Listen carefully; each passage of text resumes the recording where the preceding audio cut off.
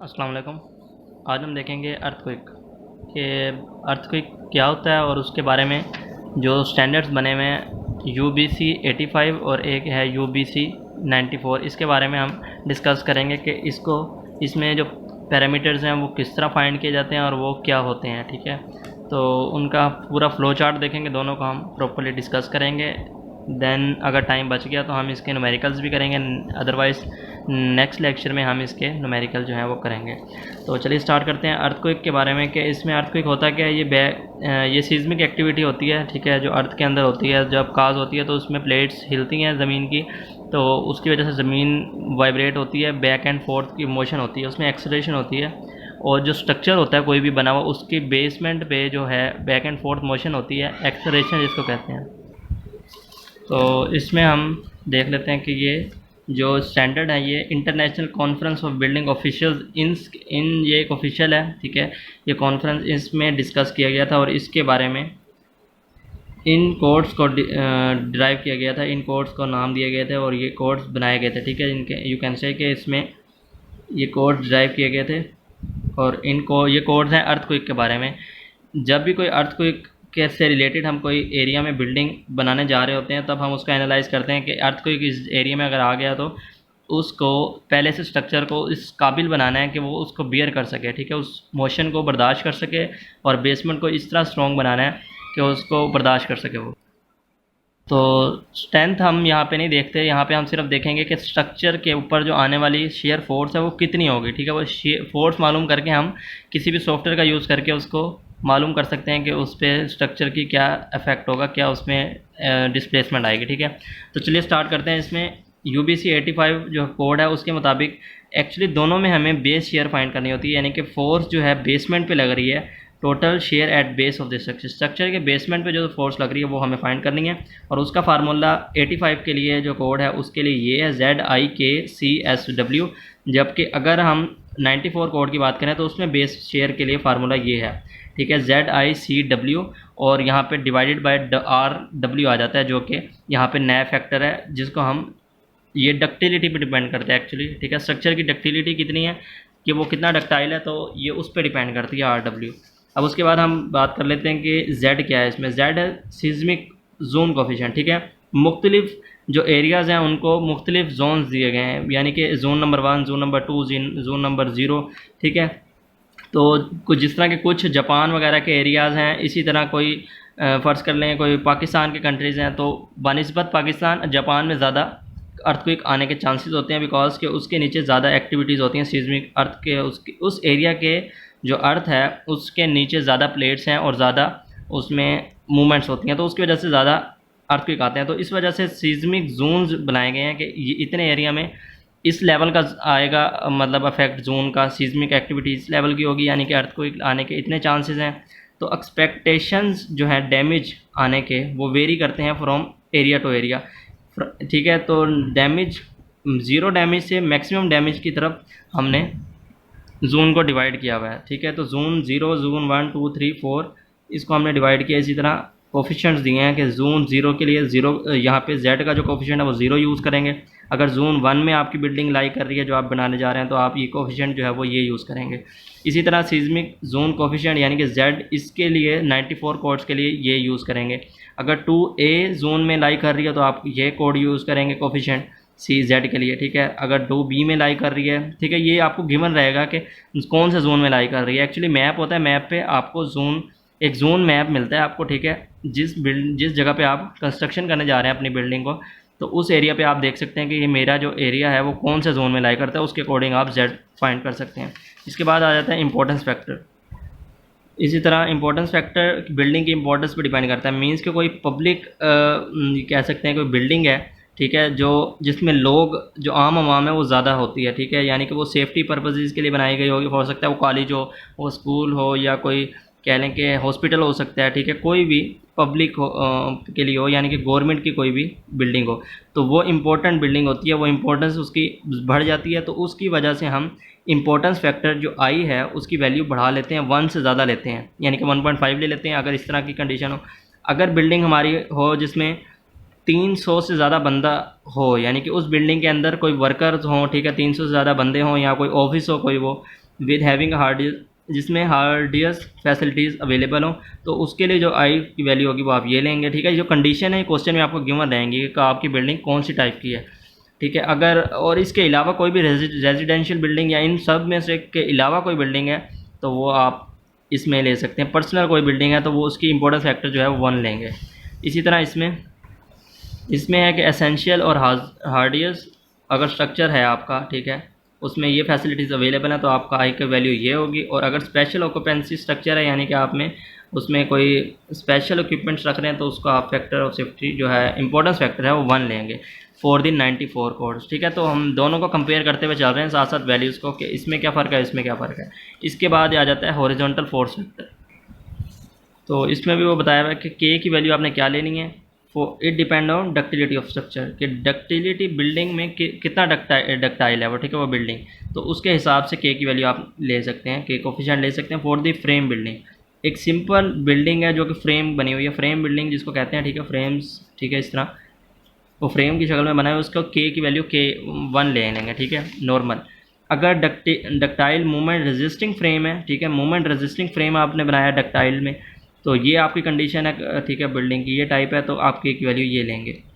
अगर structure other than the buildings हैं, इन दोनों बिल्डिंग या इसके अलावा कोई भी बिल्डिंग्स के अलावा कोई भी स्ट्रक्चर है नॉर्मल, ठीक है, तो आप उसकी वैल्यू के की वैल्यू 2 ले सकते हैं। और एलिवेटेड टैंक है यानी कि कोई आपने टैंक बनाया जो कि ऊपर है, ठीक है, यहाँ पे टैंक है कुछ एलिवेटेड ज़मीन से कुछ फासले पे है तो एलिवेशन पे है तो के की वैल्यू 2.5 लेंगे इसके लिए।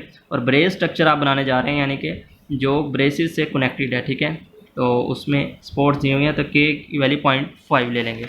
और इसके बाद यहाँ पे आ जाते हैं, इसके बाद यहाँ पे है सी को कहते हैं हम पीरियड कोफिशिएंट, यानी कि टाइम पीरियड कोफिशिएंट भी कह सकते हैं, बिकॉज के ये जब मल्टीप्लाई होता है, जब इस फार्मूले में ऐड होता है, ठीक है, बेस शेयर में, तो ये बेस शेयर को बढ़ा भी सकता है और कम भी कर सकता है, उसके टाइम ड्यूरेशन को बढ़ा भी सकता है ये और कम भी कर सकता है, तो इसका ये इफेक्ट है। ठीक है, तो ये कोफिशिएंट किस तरह लेना है, इसका फार्मूला 94 कोड के लिए ये है, ये फार्मूला यूज़ करेंगे आप। ठीक है, इसमें टी क्या है, ये है टाइम पीरियड, और एस क्या है, ये बिल्डिंग का टाइम पीरियड है। ठीक है, एस क्या है, साइट कोफिशिएंट। ठीक है, ये हम देखते हैं कैसे फाइंड करते हैं, और इसकी वैल्यू लेस देन 2.75 होनी चाहिए। ठीक है, शुड भी, और इक्वल भी हो सकती है। इसके बाद हम देख लेते हैं यहाँ पे टी कैसे फाइंड करेंगे। टी अगर हमें बिल्डिंग का टाइम पीरियड फाइंड करना है तो उसके लिए ये फार्मूला है हमारे पास। इसमें सी टी और एच क्या है, एच यहाँ पे height of above base level है, हाइट ऑफ टोटल बिल्डिंग। ठीक है, पूरी बिल्डिंग है जो उसकी बेसमेंट से लेकर टॉप तक जो हाइट है वो टोटल हाइट है, और ये फीट के अंदर पुट करेंगे इस फार्मूले में। ठीक है, फीट में पुट होनी चाहिए लाजमी। और सी टी क्या है, सी टी की वैल्यूज़ आप ये ले सकते हैं। ठीक है, ये 3 हैं। इसके लिए यहाँ पे कंडीशन गिवन है कि अगर सी टी की वैल्यू आपका स्टील, ये कंडीशन है, स्टील मूवमेंट फ्रेम है, ये वही बात आ गई कि हॉरिजॉन्टल फोर्स फैक्टर जो यहाँ पे नहीं है उसकी जगह पे यहाँ पे सी टी फैक्टर आ गया, सी टी फैक्टर इन्वॉल्व है। इसमें है स्टील मूवमेंट फ्रेम, अगर आपका कंडीशन है तो सी टी की वैल्यू ये होगी। अगर आर सी यानी कि रीइंफोर्स कंक्रीट मूवमेंट फ्रेम है, आपका स्ट्रक्चर कंक्रीट का बना हुआ है, स्टील का नहीं है, तो फिर आपका ये वैल्यू होगी सी टी की। अगर इसके अलावा ऑल अदर्स बिल्डिंग के लिए आप ये यूजली वैल्यू ले लेंगे सी टी की। ठीक है, ये सी टी की वैल्यूज़ के लिए ये आपके पास टेबल यूज़ है। और इसके बाद साइट कोफिशिएंट, साइट कोफिशिएंट ये है डेप्थ पे, ये आपकी सॉइल की कंडीशन पे डिपेंड करता है। ठीक है, साइट की जो सॉइल है उसकी कंडीशन पे डिपेंड करता है। S1 की वैल्यू 1 लेंगे आप, S2 जो अगर सॉइल होगी तो 1.2 लेंगे, अगर S3 होगी तो 1.5, और S4 के लिए 2 वैल्यू ले लेंगे आप इसकी। ठीक है, लेकिन ये S1 S2 S3 S4 है क्या, S1 ये है, ठीक है, S1 ये, S2 ये, और S3 यहाँ पे ये है, देन S4 जो है आपके पास ये है। ठीक है, इसमें आपको बताया हुआ है कि अगर स्टिफ सॉइल है, ठीक है, आपकी स्टिफ सॉइल है, कंडीशन बताई हुई है सॉइल की, अगर क्वेश्चन में बताया होगा स्टिफ सॉइल है और उसकी डेप्थ लेस देन, सॉइल की जो डेप्थ है वो लेस देन 200 फीट होगी, तो आपकी जो S1 सॉइल होगी वो S1 सॉइल की कंडीशन आएगी और S1 की वैल्यू 1 आ जाएगी। और कंडीशन अगर आपको क्वेश्चन में बताता है कि स्टिफ सॉइल ही है आपकी, लेकिन आप डेप्थ जो है वो ग्रेटर देन 200 फीट है, तो आपकी S2 कंडीशन सॉइल की आएगी। और अगर S3 वो यानी कि सॉइल बताता है कि सॉइल आपकी है काफ़ी है, मोर देन 200 फीट ही है, सॉइल की जो डेप्थ है वो 200 फीट ही है, टू मीडियम क्ले, यानी कि उसके अंदर सॉइल के अंदर मीडियम क्ले भी हो सकती है। ठीक है, सॉइल भी हो सकती है और मीडियम टाइप की क्ले भी हो सकती है, ये क्वेश्चन में गिवन रहेगा। और बट सॉफ्ट, लेकिन उसमें सॉफ्ट सॉइल जो है वो अगर होगी तो वो should be less than 40 foot होनी चाहिए। ठीक है, फीट होनी चाहिए। 40 फुट से सॉफ्ट सॉइल की जो डेप्थ है वो कम होनी चाहिए, तो वो S3 सॉइल कहलाएगी। अगर ये सारी कंडीशन तो सही ओके होती हैं हमारी, सॉइल 200 से ज़्यादा है, लेकिन मीडियम सॉइल क्ले भी है उसके अंदर, लेकिन सॉफ्ट सॉइल जो है वो ग्रेटर दैन 40 फीट हो जाती है, तो फिर क्या है S4 यहाँ पे कंडीशन हमारी सॉइल की लाई करेगी। तो ये सारी कंडीशन है आपको याद रखनी है, ठीक है। अगर हमें 94 कोड के मुताबिक करेंगे अपना डिज़ाइन, तो फिर आपको ये कंडीशन एस के लिए याद रखनी पड़ेंगी। इसके बाद आ जाता है RW क्या है, यहाँ पे स्ट्रक्चर सिस्टम कोफिशेंट है, ठीक है। इसका फार्मूला ये होता है 8/K। अब K क्या है, K ये वही है, ये देख सकते हैं आप, ये हॉरिजॉन्टल फैक्टर कोफिशेंट ये वही है, ठीक है। यही वैल्यू आप यहाँ पे फाइंड करके पुट कर लेंगे।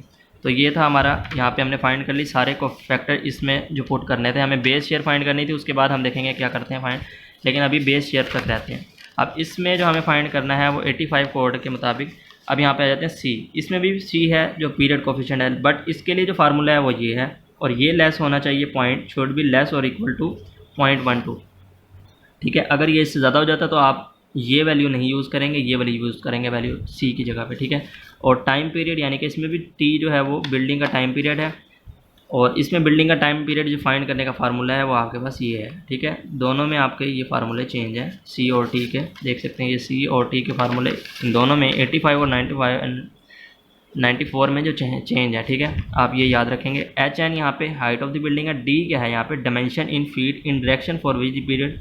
अब जिस डायरेक्शन में आप टाइम पीरियड कैलकुलेट कर रहे हैं, ठीक है, उस डायरेक्शन में जो लेंथ होगी, ठीक है, उस डायरेक्शन में, यानी कि फ़र्ज़ करें आपको यूँ फोर्स फाइंड कर रहे हैं इस डायरेक्शन में, ठीक है, और ये आपकी ये विड्थ है आपकी, ठीक है। तो ये विड्थ जो होगी वो आपकी डायमेंशन होगी, D होगी। लेकिन आपने एक बात ज़रूर याद रखनी है, T फाइंड करने का ये फार्मूला है सब के लिए, लेकिन एक के लिए नहीं, आप ये फार्मूला यूज़ नहीं करेंगे। अगर आपका ductile movement resisting frame structure होगा, ये टाइप होगी स्ट्रक्चर की, तब आप जो यूज़ करेंगे वो T का फार्मूला वो ये होगा, ठीक है। और इसमें N क्या है, ये N नंबर ऑफ़ स्टोरीज़ हैं, बेसमेंट से लेके टॉप तक की जो टोटल स्टोरीज़ हैं आपकी बिल्डिंग की वो हैं, ठीक है। और ये आपकी ग्रेटर होनी चाहिए 0.3 से। तो ये बात आपने याद रखनी है। इसमें T सब के लिए ये यूज़ होगा, लेकिन एक के लिए यूज़ नहीं होगा। अगर आपका ये वाला स्ट्रक्चर है तो आपके लिए T का फार्मूला ये होगा, ये नहीं होगा। इसके बाद आ जाता है हमारे अगर सॉइल प्रोफाइल यानी कि S की वैल्यू फॉर दी 85 कोड, ठीक है। 85 कोड UBC 85 कोड के लिए जो आपकी S की वैल्यू है वो इससे आप फाइंड करेंगे। S1 का सॉइल होगी तो वैल्यू 1 होगी, S2 सॉइल होगी तो 1.2 होगी, S3 सॉइल होगी आपकी तो 1.5 होगी। अब ये कैसे पता लगेगा कि आपकी सॉइल S1 S2 S3 कौन सी है, तो इसके लिए आपको कंडीशन गिवन है सामने कि अगर रॉक, आपको ये कंडीशन गिवन होगी क्वेश्चन में कि रॉक है आपकी सॉइल, रॉक, ठीक है, जहाँ पे आप बना रहे हैं उसकी जो सॉइल है वो रॉकी है, या स्टिफ सॉइल है उसमें स्टेबल सैंड है, और शेयर वेव वेलोसिटी जो है उसकी वो ग्रेटर हो, ठीक है, ग्रेटर है 2500 फीट पर सेकंड, ठीक है, इससे ज़्यादा होगी, तब जाके S1 कंडीशन लाई करेगी आपकी और वैल्यू 1 हो जाएगी S की। अगर ये डीप आपकी डेप्थ जो है वो सॉइल की डीप है, कोहेजन लेस है वहाँ पे, ठीक है, वो सॉइल और स्टिफ क्ले सॉइल है, और सॉइल की डेप्थ जो है वो मोर देन है 200 फीट, तो फिर ये वैल्यू आएगी आपकी। और अगर आपकी कंडीशन है कि सॉफ्ट भी सॉइल आपकी सॉफ्ट और मीडियम दोनों के दरमियान है, ठीक है, या दोनों में से कोई एक है, तो स्टिफ क्ले है, ठीक है, और सैंड है, ये दो चीज़ें कंडीशन है आपकी कि क्ले भी है स्टिफ और सैंड भी वहाँ पे है, और फिर आपकी डेप्थ जो है वो ग्रेटर है या फिर इक्वल हो सकती है, वो 30 फीट की है, ठीक है। तो ये कंडीशन आपको याद होनी चाहिए फॉर दी 85 कोड के लिए, S की वैल्यू फाइंड करने के लिए। उसमें साइड जो कोफिशिएंट थे वही इधर भी हैं जो कि सॉइल कोफिशिएंट के नाम से है, ठीक है। तो दोनों कोड्स में ये फ़र्क है इन दोनों का। तो उसमें 4 थे, S की वैल्यूज़ इसमें 3 हैं। और यहाँ पे W क्या है, W क्या है, डेड लोड है जो उस बिल्डिंग या स्टोरी पे आ रहा है, ठीक है। हर स्टोरी पे एक अपना डेड लोड आएगा। डेड लोड किसका, जो उस पर मटीरियल लगा होगा। जिस तरह की ये बिल्डिंग है अगर बनी हुई है तो इस पर अगर ये स्टोरी है, ऊपर वाली फ्लोर पे, ठीक है, बीम डला होगा, स्लैब डली होगी, उसका अपना एक सेल्फ वेट होगा, उसका डेड लोड होगा, ठीक है, वो डेड लोड होगा, उसका सम करके डेड लोड बनाएंगे, और उस पर एक लाइव लोड भी आ रहा होगा, ठीक है, हो सकता है बिल्डिंग पे, जिस पे लाइव लोड आ रहा है उस पर लाइव लोड लगाएंगे। और लाइव लोड कितना लगाएंगे ये आपको सिस्मिक लोड में वो बता देगा कि किस कोड के मुताबिक कितना लेना है। अब यहाँ पे टोटल लोड जो हर स्टोरी पे आना है वो किस तरह फाइंड करेंगे, W उसको कहते हैं, ठीक है। तो उसमें एक डेड लोड होता है जो कि सेट वेट होता है, ठीक है। और उसके बाद अगर लाइव लोड है कहीं क्वेश्चन में गिवन है, ठीक है, तो ये लाइव लोड ज़्यादातर स्टोरेज हॉल्स के लिए आता है, ठीक है। अगर क्वेश्चन में गिवन होगा स्टोरेज हॉल है आपकी बिल्डिंग या फिर वेयर हाउस है बनाने जा रहे हैं जो आप, ठीक है, तो उसके लिए लाइव लोड आपको गिवन रहेगा। अगर गिवन नहीं होगा तो आप टेबल्स की मदद से फाइंड करेंगे कि इस हाउसेज या इन हॉल्स के लिए जो स्टैंडर्ड है वैल्यू लाइव लोड की वो आप चूज़ करेंगे उधर से स्टैंडर्ड के मुताबिक, और उसका 25% लेंगे, उसको 25% जो होगा उस लाइव लोड का वो आप ऐड करेंगे इसमें डेड लोड में, तब जाके आपका हर स्टोरी पे लोड आ जाएगा।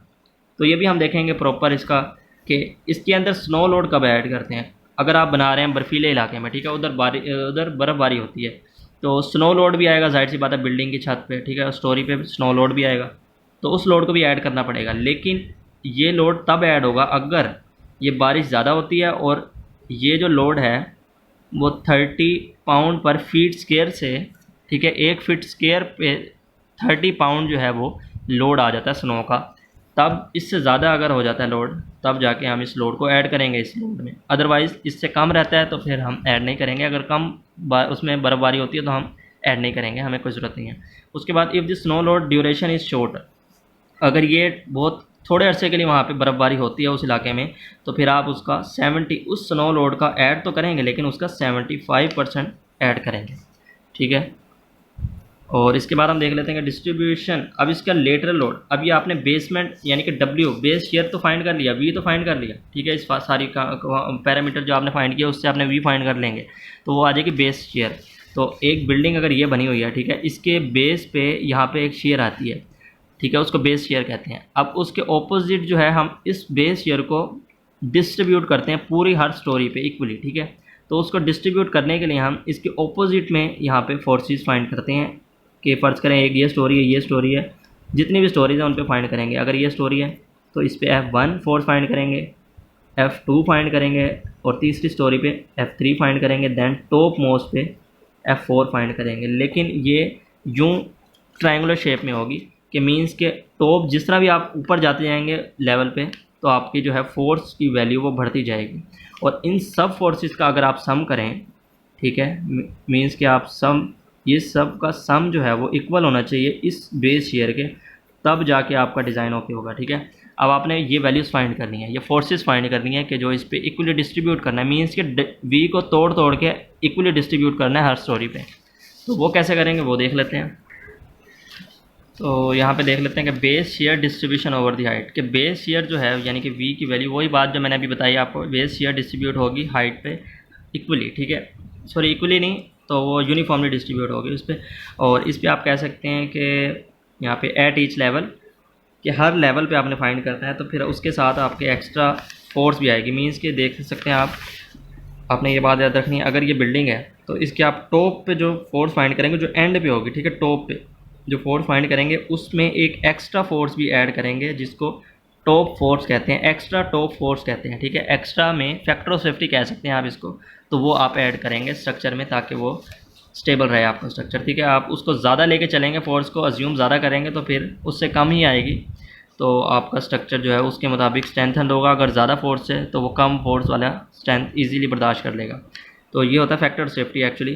तो यहाँ पे एक्स्ट्रा जो लोड है वो एक्स्ट्रा टॉप लोड जो है वो ऐड करते हैं हम टॉप जो फोर्स फाइंड करेंगे उसके अंदर, ये लाजमी आपने बात याद रखनी है। और एक्स्ट्रा फोर्स जो है वो उसकी वैल्यू कैसे फाइंड करते हैं वो देख लेते हैं। उसके दो फार्मूले हैं, सॉरी एक फार्मूला है सिंपल, ये फार्मूला, ठीक है, इस फार्मूले से इसकी वैल्यू फाइंड करते हैं। लेकिन अगर आपकी टी की वैल्यू यानी कि टी जो आपने पीछे फाइंड किया टाइम बिल्डिंग का टाइम पीरियड वो है 0.7 सेकेंड है, ठीक है, इससे ग्रेटर है, तब आप ये वैल्यू यूज़ करेंगे एफ यानी कि एक्स्ट्रा फोर्स फाइंड करने की। अगर आपका टाइम पीरियड जो है 0.7 सेकेंड से कम है तो फिर आप इसकी एक्स्ट्रा फोर्स की वैल्यू नहीं लेंगे, ज़ीरो ले लेंगे, ठीक है। तो ये दो बात याद आपने लाजमी याद रखनी है, ठीक है। ये टॉप मोस्ट लेयर तो आप फाइंड कर लेंगे, एक्स्ट्रा फोर्स तो आपकी इस फार्मूले से आ जाएगी, लेकिन टॉप फोर्स यानी कि दूसरी फोर्सेज जो हर स्टोरी पे लगनी है वो इस फार्मूले से फाइंड करेंगे। फ़र्ज़ करें आपने फाइंड करनी है 9वें स्टोरी पे, 9 स्टोरी पे, तो F9 लिखेंगे, एक्स की जगह पे 9 लिखेंगे और ये यहाँ पे 9 आ जाएगा और यहाँ 9 आ जाएगा बस। तो यहाँ पे वेट आ जाएगा जो 9th स्टोरी पे लग रहा है, ठीक है, 9वीं स्टोरी पे जो टोटल वेट लग रहा है ऊपर वाला डेड प्लस लाइव, ठीक है, वो मल्टीप्लाई करेंगे आप हाइट से। और हाइट बता देता हूँ, ये हाइट वहाँ तक है, यानी कि 9th स्टोरी, अगर ये आपकी 9th स्टोरी है तो ये बेसमेंट से लेके ये पूरी हाइट होगी, बेस से लेके जो हाइट होगी टोटल 9वीं स्टोरी तक, वो आपकी हाइट होगी, ठीक है, यहाँ पे एक्स की। और ये क्या है, ये सम है हर स्टोरी का है, यानी कि ये स्टोरी, ये स्टोरी, ये स्टोरी, इस पे जो लोड आ रहा है उसको हाइट से मल्टीप्लाई करवाएं इससे तो आ जाएगा, और इसको पे जो लोड आ रहा है, इसी तरह हर स्टोरी पे आप ये WH फाइंड करके उन सबको ऐड करेंगे तो उनका सम ये होगा। और V क्या है यहाँ पे, बेस ईयर जो आप फाइंड करेंगे ये सेम रहेगा। और FT क्या है, यहाँ पे जो एक्स्ट्रा फोर्स है आप फाइंड करेंगे उसको माइनस करते जाएंगे, और यहाँ पे हर स्टोरी पे आपके पास यहाँ पे फोर्स आती जाएगी। ये आपने हर स्टोरी पे फोर्स फाइंड करने के लिए ये फार्मूला यूज़ करना है। और इसमें W एट एक्स लेवल, जिस लेवल पे जिस स्टोरी पे आपने वेट फाइंड करना है वो वेट है, और ये हाइट है above the base up to the उस स्टोरी तक है जिस पे आपने ये फोर्स फाइंड करनी है, ठीक है। तो ये क्लियर हो गया, फोर्स फाइंड कर लेंगे, एक्स्ट्रा फोर्स इस फार्मूले से फाइंड कर लेंगे, अगर टाइम पीरियड ये होगा तो ये होगा, और अगर टाइम पीरियड ये होगा इस रेंज में होगा तो आपका फार्मूला ये यूज़ होगा एक्स्ट्रा फोर्स का, और हर स्टोरी पे फोर्स इससे फाइंड करेंगे। ये ओके हो गया। इसके बाद हमने स्टोरी शेयर फाइंड करनी है और ओवरटर्निंग मूवमेंट फाइंड करना है, कि उसमें देखना है कि हर स्टोरी पे कितनी शेयर प्रोड्यूस हो रही है, ठीक है, टोटल शेयर फाइंड करेंगे हर स्टोरी पे। और उसके बाद हर स्टोरी पे हम मूवमेंट फाइंड करेंगे कि ओवरटर्न उस शेयर जो आ रही है उसकी वजह से कितना उसके अंदर टर्निंग आ रही है, कितनी मूवमेंट क्रिएट हो रही है, कितना फेलियर उसमें आ रहा है, ठीक है, कितनी उसमें मूवमेंट क्रिएट होगी। ओवरटर्निंग मूवमेंट जिसको कहते हैं, फेलियर होता है एक्चुअली, तो वो शेयर प्रोड्यूस होने की वजह से कितना ओवरटर्निंग मूवमेंट आ रहा है वो हर स्टोरी पे फाइंड किया जाएगा। तो उसके फार्मूले भी देख लेते हैं यहाँ पे, कि शेयर आपने फाइंड करना है एट जिस स्टोरी पे भी फाइंड करना है, ठीक है, उसको एक्स कह रहा है वो स्टोरी को, और यहाँ पे ये फार्मूला यूज़ होगा आपका शेयर हर स्टोरी पे फाइंड करने के लिए, और ओवरटर्निंग मूवमेंट फाइंड करने के लिए आपका जो फार्मूला यूज़ होगा वो ये होगा। इन दोनों फार्मूलाज में सिर्फ कोई चेंजिंग नहीं है, सिर्फ इसमें यहाँ पे मल्टीप्लाई हो गया है, ये हाइट मल्टीप्लाई हो गई, ठीक है, दोनों में यहाँ पे ये मल्टीप्लाई हुआ, बाकी सेम है। मूवमेंट चूँकि डिस्टेंस फोर्स इंटू डिस्टेंस होता है तो ये आ गया, और ये सिंपल फोर्स है क्योंकि ये शेयर फोर्स है। और ओवरटर्निंग मूवमेंट इससे फाइंड कर लेंगे, देन ओके आपका सब कुछ हो गया है। आप इसमें एंड में आपने ड्रिफ्ट फाइंड करनी है, मींस कि उसमें डिस्प्लेसमेंट फाइंड करनी है, कि उस मूवमेंट की वजह से, उस शेयर की वजह से, उस बेसमेंट पे जो शेयर लगी है, जो उस अर्थक्वेक आया है उसकी वजह से कितनी डिस्प्लेसमेंट होगी उसके अंदर बिल्डिंग में, तो वो डिस्प्लेसमेंट इस फार्मूले से फाइंड करनी है। और ये फार्मूला है आपने यूज़ करना है 85 स्टैंडर्ड के लिए सिर्फ, ठीक है। लेकिन 94 स्टैंडर्ड जो है, 94 कोड है, उसके मुताबिक जो है ड्रिफ्ट की वैल्यू वो ये इस फार्मूले से आप फाइंड करेंगे, ठीक है। इसमें h डिवाइडेड बाय h क्या है, इसमें हाइट ऑफ द बिल्डिंग है, हर स्टोरी की हाइट है, ठीक है। जिस स्टोरी पे आप फाइंड कर रहे हैं डिस्प्लेसमेंट के, इस स्टोरी पे कितनी डिस्प्लेसमेंट आएगी फोर्स की वजह से या सिज्मिक या अर्थक्वेक की वजह से, तो ये वो उस स्टोरी की हाइट है। और ये RW जो आपने ऊपर फाइंड किया, ठीक है, और ये वो है। और ये अगर हाइट आपकी टोटल हाइट बिल्डिंग की 65 फीट से ज़्यादा होती है तो अब आप ये फार्मूला यूज़ करेंगे। अगर आपकी हाइट जो है टोटल बिल्डिंग की वो लेस हो जाती है, 65 फीट से कम है, तो अब आप ये वाला फार्मूला यूज़ करेंगे, ठीक है। ये बात याद रखनी है आपने। ये ड्रिफ्ट जो है फाइंड करने के फार्मूले दोनों के लिए चेंज है, इसके लिए अपने हैं और इसके लिए 85 के लिए ये फार्मूला है, ठीक है। अदरवाइज़ ये फार्मूलाज जो हैं ओवरटर्निंग मोमेंट शेयर के लिए और ये सारे जो फार्मूले हैं फोर्स फाइंड करने के, वो दोनों के लिए सेम है, ठीक है। और पैरामीटर्स की आपको मैंने बता दिया कि इनमें क्या डिफरेंस है, तो देख सकते हैं आप। और नेक्स्ट इंशाल्लाह हम इसमें इसका एक दो न्यूमेरिकल करेंगे। Thank you.